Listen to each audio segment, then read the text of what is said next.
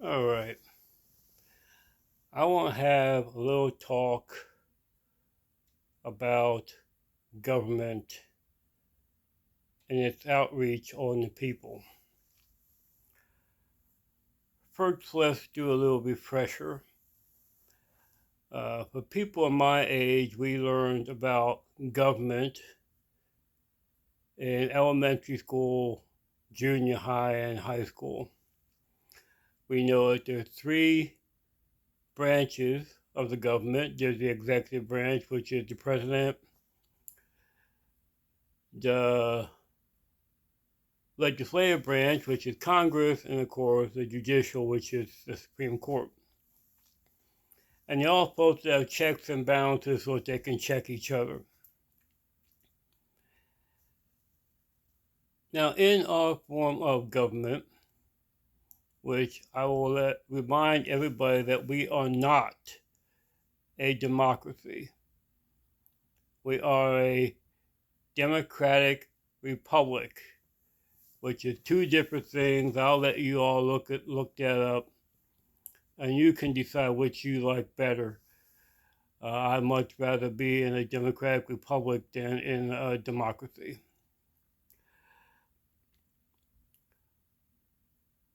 The two main differences is that in the Republican Party, their theme is less government. What that means is they want to deal with all the major stuff, like defense, industry and commerce, trade,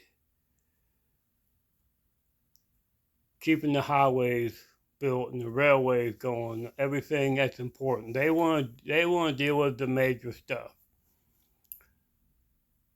They won't let us, the American people, do with our lives as we will. Now, the Democratic platform is that they're into bigger government. They want more say on what we, the American people, can do.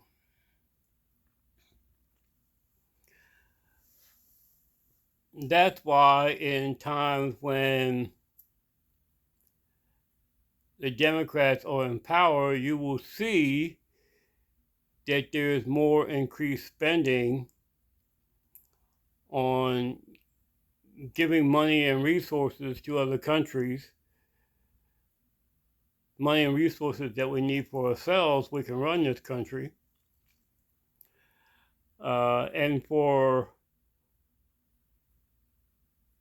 things that will really make no sense because we do know that our government has given Pakistan several $1 million for gender study research. Now, Pakistan is mostly an Islamic nation, and in their laws and views, people who are gay or transgender could be killed. But yet we're sending them money for this. Now, the reason for this discussion is because I just recently saw a thing with Candace Williams, who I'm a big supporter of, and she had recently discovered something about what's happening across this nation.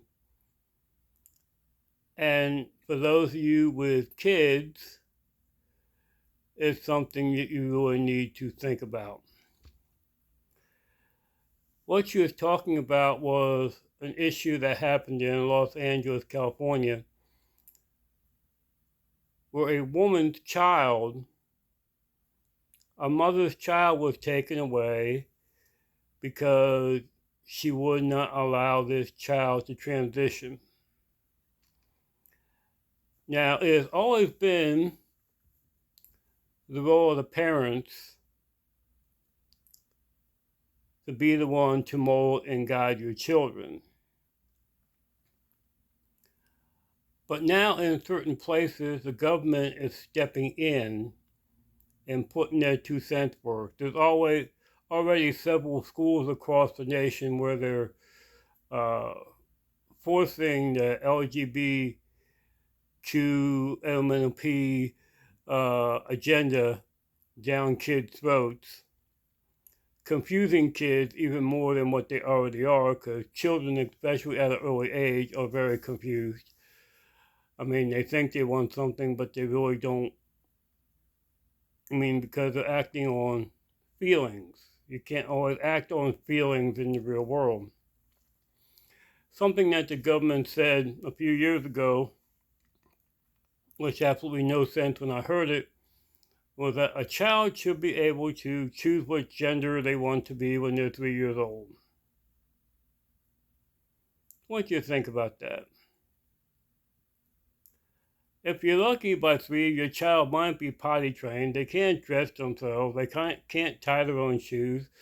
They can't make any uh, life-threatening decisions. You're not going to let them handle any appliance because they might hurt themselves. And as the parent, you're there to guide the child, to teach them about stuff. But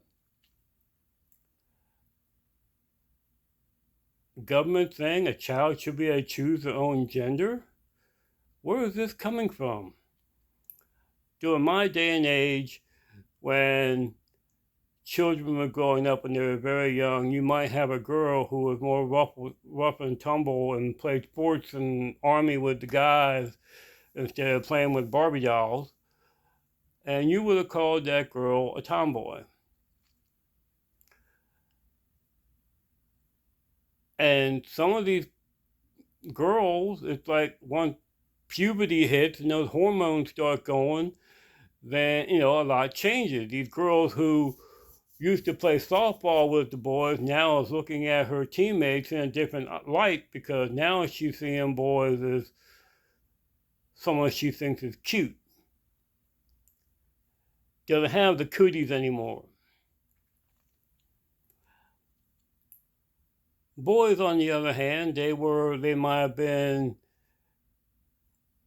having a tea party or with the girls instead of playing sports or doing whatever. And as they got older and the hormones start going, now they're looking at the girls as someone that, hey, they think is really cute. And they possibly later on might want to marry that girl. And I can give you an example. Back in the 70s, there was a football player by the name of Rosie Greer, and his hobby, what he used to do, was knitting. Sounds like a very feminine thing, but I can guarantee you no one called him sissy. I mean, the man, since he left football, has been an ordained minister. And yet now we want to skip the whole process of letting the kids develop on their own and say, oh yeah, the kid can make up their mind. They can do that. Well, that's a bunch of rubbish. So now in this story that Candace Owens was talking about, this woman would not allow their child to transition. So because of the government, Child Protective Services came in and took the child. And because of all the distress this has caused, the mother killed herself. You have states like California and New York who they're allowed to do this. If you don't get your child vaccinated, which is a parent's right if they decide they want to vaccinate their child or not. But if you don't get your child vaccinated, and probably up until COVID, there's a lot of parents who always believed in vaccinations. Now, also when COVID came along, and it was meant you had to get vaccinated. They were forcing this vaccination upon us. Healthcare workers who worked